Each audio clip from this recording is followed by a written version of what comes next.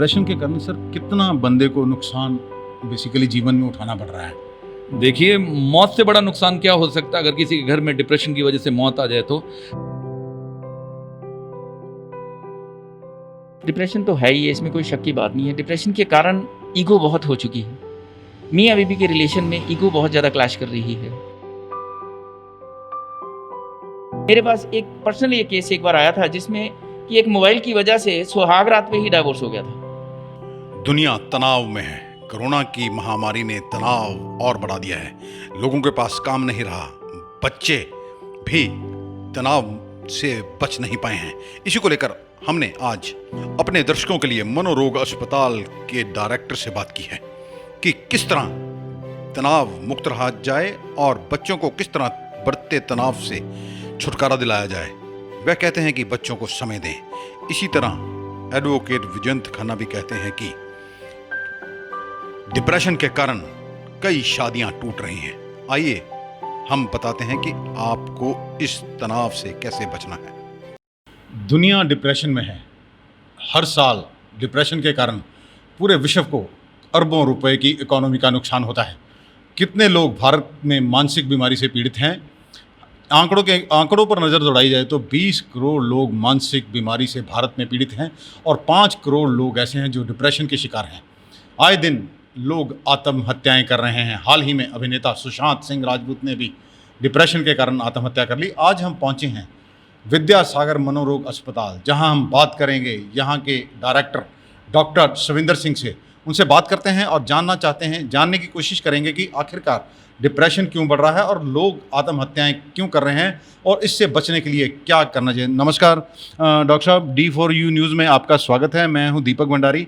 Sir, आज sir बताएंगे भी लोग डिप्रेशन बेसिकली है क्या?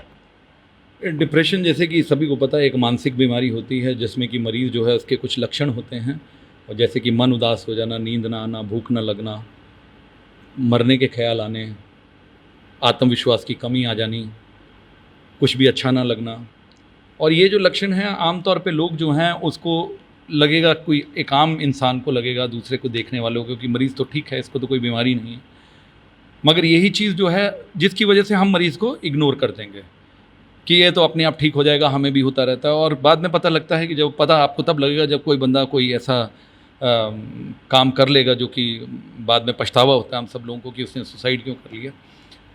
अगर इसकी टाइमली पहचान की जाती लक्षणों की तो शायद वो बच सकते थे, या जो भी कोई भी इंसान जो सुसाइड की तरफ या सोचता है या करता है तो उसको बचाया जा सकता है अगर हम समय से पहले उसके लक्षणों के लोगों को उसके लक्षणों के बारे में पता हो तो। नहीं सर, मेरा सवाल है, तनाव क्यों बढ़ रहा है? क्या कारण है सर इसके? तनाव बढ़ने के बहुत सारे कारण हैं। तनाव बढ़ने का देखिए, पहली बात अनएम्प्लॉयमेंट है हमारे देश में। हमारे देश में ड्रग्स हैं क्योंकि यूथ उसकी तरफ जाता है। न्यूक्लियर फैमिलियां हैं, जॉइंट फैमिलियां ख़त्म हो गई हैं, जिसकी वजह से लोग जो हैं, पुराने ज़माने में लोग घर में ही काउंसिल कर देते थे बिठा के, अब क्योंकि नहीं है तो नेचुरल है वो झगड़े होते हैं।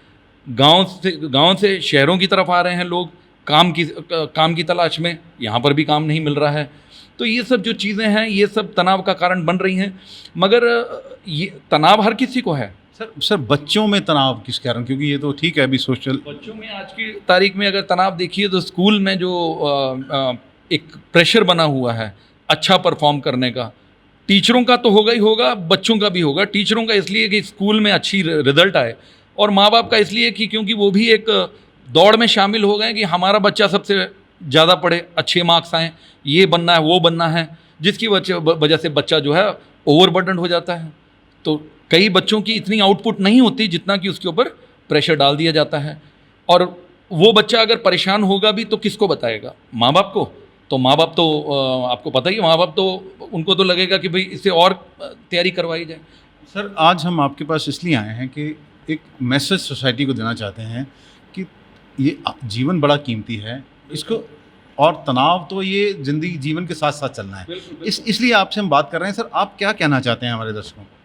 देखिए, पहली बात तो ये है कि तनाव तो वैसे भी ज़िंदगी का हिस्सा होता है, जैसे आप कह रहे हो, और वैसे भी हर इंसान की ज़िंदगी में थोड़ा तनाव होना चाहिए, क्योंकि तनाव जो है वो परफॉर्मेंस को बढ़ाता है।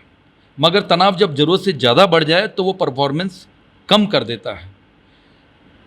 सबसे पहले तो मुझे ये लगता है कि हमारे को लोगों में अवेयरनेस जगानी पड़ेगी कि डिप्रेशन है क्या, क्योंकि यहाँ पर आपको आसपास बहुत लोगों में मिलेगा, पर हम उसको नज़रअंदाज करते हैं क्योंकि हम कहते हैं कि ये तो देखने में ठीक ही लग रहा है।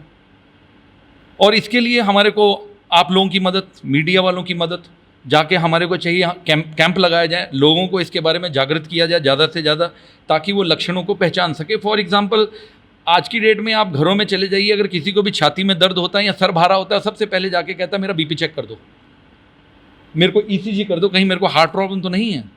मगर क्योंकि हमारी बीमारी के साथ ऐसा स्टिग्मा जुड़ा हुआ है कि चाहे वो डिप्रेशन हो चाहे कोई भी बीमारी है, हर आदमी जो है साइकेट्रिस्ट के पास जाने से गुरेज करता है। वो कहता है वहाँ जाके हमारे ऊपर ठप्पा लग जाएगा।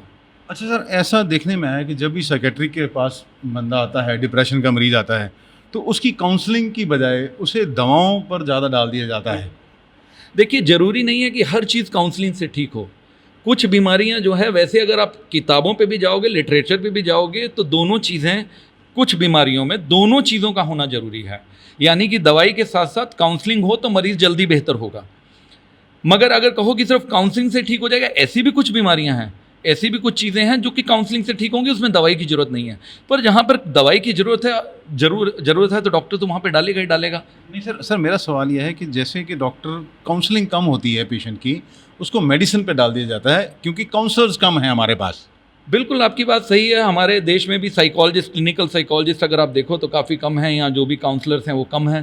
पर इन्हीं चीज़ों की कमी पूरी करोगे तभी इन चीज़ों से हम निकल पाएंगे। पर फिर भी जितनी कोशिश होती है, हर साइकेट्रिस्ट को चाहिए कि अगर उसे मालूम है कि हमारे यहाँ पर इंफ्रास्ट्रक्चर कम है या लोगों की कमी है, तो साइकेट्रिस्ट भी, काउंसलिंग तो हमने भी पढ़ी होती है, आप अपने तरफ से भी काउंसलिंग कर सकते हो।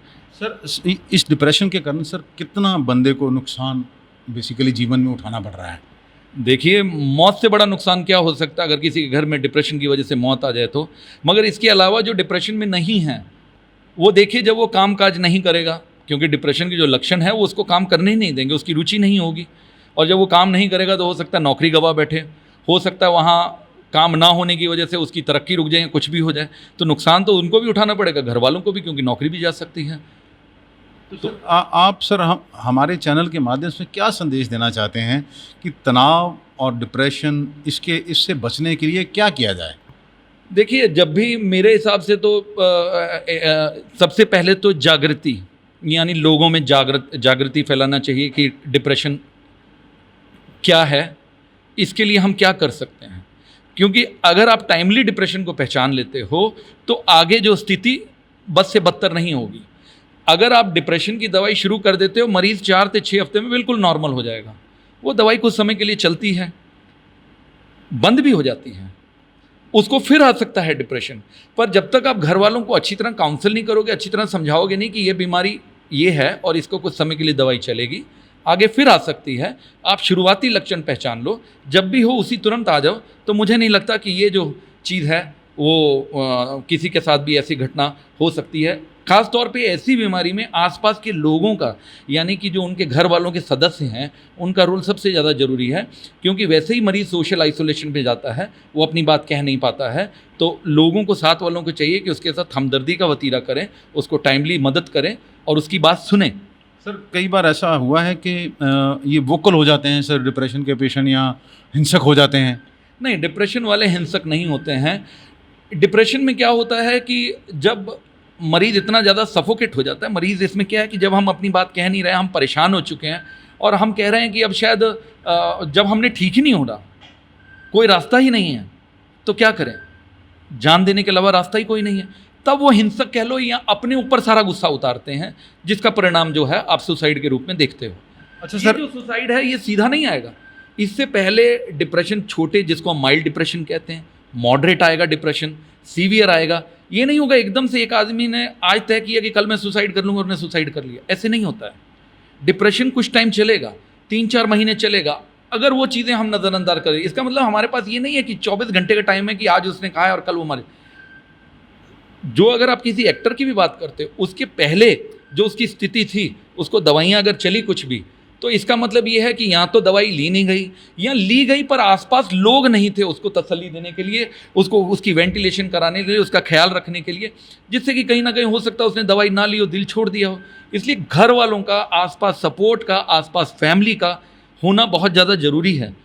अच्छा सर, जैसे सरकार कई हेल्थ कार्यक्रम चलाती है, उस पर पैसा खर्च किया जाता है, सर क्या डिप्रेशन को लेकर कुछ सरकार का कुछ बजट रखा है या रखना चाहिए आपको इस बारे में सर कुछ?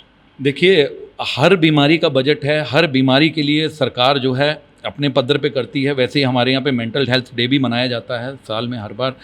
दूसरा ये है कि देखिए, इसके लिए बजट रखने की ज़रूरत ही नहीं है मेरे हिसाब से, क्योंकि इसके लिए सिर्फ अवेयरनेस जगानी है। वो तो साइकेट्रिस्ट कहीं पर भी कैंप लगा के या डॉक्टर साइकोलॉजिस्ट कहीं पर भी जाके अगर कैंप लगाना चाहें तो मुझे नहीं लगता कि उसके लिए इतना पैसा खर्च करना पड़ेगा कि कुछ सहायता की ज़रूरत पड़े, क्योंकि ये सिर्फ हमने जाके तो उनको जागृति देनी है। अच्छा सर, कितने लोगों के पीछे कितने साइकेट्रिस्ट होने चाहिए और हमारे पास क्या स्थिति है? देखिए, हमारे देश में तो साइकेट्रिस्ट की स्थिति बहुत कम है। 1 लाख के ऊपर एक साइकेट्रिस्ट है। जो अच्छे देश हैं वहाँ पर 30,000 के ऊपर एक भी है। तो साइकेट्रिस्ट की तो हमारे यहाँ कमी है ही। दूसरी बात ये है कि साइकेट्रिस्ट आप लगा लीजिए, एक टीम होती है, साइकेट्रिस्ट, सोशल वर्कर भी होना चाहिए, साथ में क्लिनिकल साइकोलॉजिस्ट। इन तीनों का ही हमारे इंडिया में बहुत ही कमी है इसकी, जिसकी वजह से शायद क्योंकि मरीज़ों को ढूंढना, काउंसलिंग करना, उनको ठीक करने के लिए तो मैन पावर की ज़रूरत होगी। मैन पावर ही कम है तो आप इस बीमारी के लिए कुछ ज़्यादा खास कर नहीं पाओगे फिर। तो सर, आप हमारे चैनल्स के माध्यम से क्या संदेश देना चाहते हैं खासकर युवा वर्ग को कि जो सुसाइड की तरफ ना जाए? देखिए, युवा वर्ग के लिए तो मैं इतना ही कहना चाहूँगा कि हर माँ बाप जो हैं अपने बच्चे को अच्छी शिक्षा देते हैं, अच्छा ध्यान रखते हैं उनका, मगर ध्यान से ज़्यादा है कि वो बच्चों को वोकल बनाएं, कि वो अपनी बातें कहें उनको। क्योंकि मैंने आपको फिर कहा, सुसाइड 24 घंटे के अंदर नहीं होगा। बच्चे को परेशानी होगी तो माँ बाप को दिखेगी वो परेशानी, बच्चे का बिहेवियर चेंज होगा, बच्चा चिड़चिड़ा हो जाएगा, खिजेगा। हम कहेंगे कोई बात नहीं, बच्चा हो सकता है कह दे कि नहीं मेरा पढ़ाई में मन नहीं लग रहा, या कोई रीज़न दे या कुछ बोले। माँ बाप को भी इंक्वायर करना चाहिए, कोशिश करनी चाहिए अपनी तरफ से कि मैं कोशिश देखूं कि वाकई क्या बात है, स्कूल में जाके पूछूं कि क्या बात है। और अगर ज़रूरत पड़े तो देखिए, हमारे को कोई भी बुखार चढ़ता है, मान लीजिए कोई भी बीमारी आती है, आजकल की डेट में डॉक्टर्स तो हर जगह हैं। अगर आपको लगता है कि बच्चे में कोई भी ऐसी चीज़ आ रही है, और हमारे को पता है कि आसपास जो है जो बच्चे हैं बहुत फ्रीक्वेंटली ऐसी चीज़ों के लिए जा रहे हैं, तो क्यों ना मैं किसी काउंसलर को या क्लिनिकल साइकोलॉजिस्ट को या साइकेट्रिस्ट को जाके राय ले लूँ। राय लेने में क्या जाता है, क्योंकि वो तो पहचान लेगा ना। तो मेरा राय ये है सब पेरेंट्स से कि अगर आपको कहीं पे भी आपके बच्चे में लगता है तो आप ये ना सोचें कि मेरा लड़का पागल हो गया है, क्योंकि जो स्टिग्मा लोगों में लगा हुआ है, जुड़ा हुआ है, वहाँ जाएंगे ठप्पा लग जाएगा। आप ये देखिए कि कहीं ऐसा आपका शायद अगर कोई दुर्घटना होने वाली है, आपने उसको रोक लिया टाइमली डॉक्टर के पास जाके। डॉक्टर साहब, ये थे डॉक्टर शविंदर सिंह, जिन्होंने बताया है कि बच्चों को माँ बाप समय दें और उनके ऊपर अधिक बोझ ना डालें। हर बच्चे में अलग अलग प्रतिभा छुपी होती है, उसको पहचानें ताकि आपका बच्चा डिप्रेशन में ना चला जाए। अगर वो अकेलापन खुद को महसूस करता है तो उसकी काउंसलिंग करें और उससे किसी अच्छे डॉक्टर के पास ले जाएं। साइकेट्रिक के पास जाना मतलब इसका मतलब ये कतई नहीं कि बच्चा पागल हो गया है या किसी पागल के डॉक्टर के पास जा रहे हैं। ये एक मनोरोग बीमारी है और जिसे पूर्ण ठीक किया जा सकता है। हमारे साथ हैं एडवोकेट विजयंत खन्ना, जो कि सोशल एक्टिविस्ट भी हैं, कई समाज सेवी संस्थाओं से जुड़े हुए हैं। इनसे हम बात करते हैं कि डिप्रेशन का मैरिज लाइफ पर क्या असर पड़ रहा है, इसके अलावा और जीवन पर क्या प्रभाव डाल रहा है ये डिप्रेशन। खन्ना साहब नमस्कार, आपका हमारे चैनल में स्वागत है। सर, थोड़ा हमारे दर्शकों को बताएंगे कि डिप्रेशन जीवन में क्या असर डाल रहा है। नमस्कार। जो डिप्रेशन, जैसे कि डॉक्टर साहब ने बताया, डिप्रेशन हमारे जीवन में बहुत गंभीर इस समय प्रभाव डाल रहा है, जिसकी वजह से आप देख रहे हैं, रोज़ अखबारों में हम पढ़ रहे हैं, डिप्रेशन की सीमा इस हद तक चली गई है कि बच्चे और लोग अपना सुसाइड करने में भी गुरेज नहीं कर रहे इस चीज़ को लेकर। इसमें सबसे बड़ा जो मैं समझता हूँ रीज़न है वो है सोशल डिस्टेंसिंग, नहीं फैमिली डिस्टेंसिंग। हम फैमिली में अपने बच्चे को देखते हैं, हम उसके पास जाते नहीं हैं, वो सारा दिन मोबाइल पे लगा रहता है या किसी और एक्टिविटी में लगा रहता है, हम केयर नहीं करते। हम देखते नहीं कि हमारा बच्चा इधर क्यों है, हमारे पास क्यों नहीं बैठा। हर बच्चे को हमने अलग कमरा, अलग टीवी, अलग मोबाइल दे दिया है ताकि हम उनके पास अप्रोच ना कर सकें, क्योंकि हम भी अपना मोबाइलों में बिजी हो चुके हैं। क्योंकि सोशल मीडिया, ये फेसबुक, व्हाट्सएप, ये सब चीज़ों से हम लोग इतना ऑक्यूपाई हो चुके हैं कि हमें लगता है कि यही हमारा जीवन है। हम सुबह उठते हैं, सबसे पहले मोबाइल चेक करते हैं, बच्चे को नहीं देखते पास पड़े हुए। सो मैं समझता हूँ सबसे पहले ये सबसे ज़्यादा ज़रूरी ये है कि हमें अपने बच्चों को समय देना चाहिए। जब तक हम बच्चों को समय नहीं देंगे, उनकी तकलीफ़ को, उनकी आइसोलेशन को, उनका अकेलेपन को सुने उनसे कि वो क्यों अकेले बैठे हैं आज वो क्यों नहीं कोई खेल खेल रहा। बच्चों को हमें खेलने के लिए प्रोत्साहन करना चाहिए। सर वो जो आपने कहा बच्चों को मोबाइल ना दें, माँ बाप की अक्सर शिकायत रहती है अगर बच्चे को मोबाइल नहीं देते हैं तो वो झगड़ा करने लगता है, ये बड़ी समस्या है अपने आप में। तो फिर माँ बाप क्या करें? इससे बहुत ज़रूरी चीज़ ये है कि माँ बाप बच्चे के साथ खुद खेल कूद करें। आपको अगर याद होगा, आज से 30 साल पहले हम अपने माँ बाप के साथ लूडो खेला करते थे, ताश खेला करते थे, अपने दोस्तों के साथ गली में गिल्ली डंडा खेला करते थे, पतंगबाजी करते थे, साइकिल चलाते थे, बैडमिंटन खेलते थे, क्रिकेट खेलते थे। वो सब कहाँ गया? अब नहीं है वो। अब आप गलियों में वो सब चीज़ें नहीं देखते हैं। ये होना चाहिए। अब हमें बच्चों को वो प्रोत्साहन देना चाहिए कि बच्चे गलियों में, अपने घरों में, अपने वातावरण में खेलें, अपने माँ बाप से डिस्कस करें अपनी प्रॉब्लम्स का। और माँ बाप को सबसे ज़्यादा ज़रूरी ये है कि उनको साथ दें बच्चे का, कि वो देखें हमारा बच्चा आइसोलेशन में है तो उससे बात करें, उससे पूछें ये सब चीज़ों के बारे में। खन्ना साहब, ये तो बच्चों की बात हो गई, आप एडवोकेट हैं, आपके पास कई तरह के केस आते हैं। सर, ये मैरिज लाइफ को डिप्रेशन जो है ये कैसे डिस्टर्ब कर रहा है और इससे बचने के क्या उपाय करने चाहिए? मैरिज लाइफ को सबसे ज़्यादा जो डिस्टर्ब कर रहा है, डिप्रेशन तो है ही है, इसमें कोई शक की बात नहीं है। डिप्रेशन के कारण ईगो बहुत हो चुकी है। मियाँ बीवी के रिलेशन में ईगो बहुत ज़्यादा क्लैश कर रही है। अगर हस्बैंड की कमाई औरत की कमाई से कम है तो हस्बैंड ऑटोमेटिकली डिप्रेशन में चला जाता है, जिसकी वजह से मैट्रिमोनियल टाइप्स नहीं हो पाते, इनके आपस में सेक्सुअल रिलेशंस प्रॉपर नहीं बन पाते, जिसकी वजह से वो रिश्ता जो है एक टूटने की कगार पे आ जाता है और हम लोगों के पास परेशान होकर आते हैं कि मुझे अपनी बीवी से तलाक चाहिए। या कई बार इन चीज़ों में मोबाइल का बहुत बड़ा रोल मैंने देखा है। मुझे बहुत बड़ा रोल लगा है कि हमारा जो मोबाइल का सिस्टम है, मेरे पास एक पर्सनली ये केस एक बार आया था जिसमें कि एक मोबाइल की वजह से सुहाग रात पे ही डाइवोर्स हो गया था। मतलब पहले दिन, सुहाग रात वाले दिन डाइवोर्स? सर वो थोड़ा बताएंगे क्यों, क्या, कैसे वो हुआ? यूँ कि सुहाग रात पे वाइफ का मोबाइल हस्बैंड ने चेक कर लिया अनलॉक करके। इसी बात पे दोनों मियाँ बीवी का झगड़ा हो गया, जिसकी वजह से सुहाग रात वाली रात से ही डाइवोर्स तक चले गए। यानी कि ये it is a reason of a depression, कि औरत को दिमाग में इतना ज़बरदस्त डिप्रेशन था कि मेरा मोबाइल मेरे अलावा कोई दूसरा टच ना करे। क्यों? ये सब रीज़न है। Mobile is the biggest reason now days कि डिप्रेशन आ जाता है इससे, और जिसकी वजह से जो है वो मियाँ बीवी के रिलेशंस में डिस्टेंसेस क्रिएट हो जाते हैं। खन्ना साहब, अगर हम बात करें, आपका 30-35 साल का एक्सपीरियंस है, ये वकालत में आप हैं, तो सर पहले क्या था और अब कितने परसेंट ये जो केसेस हैं ये बढ़ गए हैं? भंडारी साहब, मैं 30 साल मुझे हो गए हैं वकालत करते अमृतसर डिस्ट्रिक्ट बार में। जब मैं नया आया था तब रेशियो जो मैं जहाँ तक मैं समझता हूँ, अगर आज के साथ मैं उसको कंपेयर करूँ तो साल में 10 या 12 केसेस डाइवोर्स के हुआ करते थे, और आज की डेट में साल में, अगर मैं गलती में नहीं हूँ तो 1000 से भी ज़्यादा केस होने लगे हैं। इतनी बड़ी रेशियो बढ़ चुकी है। This is the major reason. इसका सबसे बड़ा कारण ही ये है कि एक तो दूसरे को समझना नहीं, एक दूसरे को समय नहीं देना, सबसे बड़ा कारण ये है। और तीसरा कारण जो मैं समझ रहा हूँ कि हमारा मोबाइल, जो हमारा मीडिया है, ये सबसे बड़ा कारण है डाइवोर्स का। सर आप इन चीज़ों को डिप्रेशन से जोड़कर देखते हैं फिर? ये 100% कारण ही डिप्रेशन का है सर। तो सर आप हमारे चैनल के माध्यम से क्या संदेश देना चाहेंगे युवा पीढ़ी को, क्योंकि ये डाइवोर्स तो किसी चीज़ का हल नहीं है, तो क्या संदेश देना चाहते हैं आप? युवा पीढ़ी को मैं सबसे पहले आपके चैनल के माध्यम से ये संदेश देना चाहता हूँ कि वो जितना ज़्यादा समय हो, जब अपनी फैमिली के पास बैठे हैं तो ज़्यादा से ज़्यादा समय उनके साथ बिताएं। वो इंस्टेड ऑफ कि वो मोबाइल को पकड़ के, कभी देखा होगा अपने हस्बैंड भी अपने मोबाइल पे लगा है, बीवी अपने मोबाइल पे लगी है, ये सब चीज़ें नहीं होनी चाहिए। एक दूसरे के साथ बैठ के खाना खाएं, एक दूसरे के साथ बैठ के टीवी देखें और एक्टिविटीज़ करें, जिससे इनकी दूरियां कम होंगी, और मैं समझता हूँ उस वजह से डाइवोर्स के केसेस और इस तरह की डिस्टेंसेस क्रिएट कम होंगी और एक दूसरे में समझने की संभावना जागेगी। नमस्कार खन्ना साहब, ये थे एडवोकेट विजंत खन्ना, जिन्होंने बताया कि मोबाइल जो है डिप्रेशन के साथ साथ लोगों के जीवन में भी जहर घोल रहा है।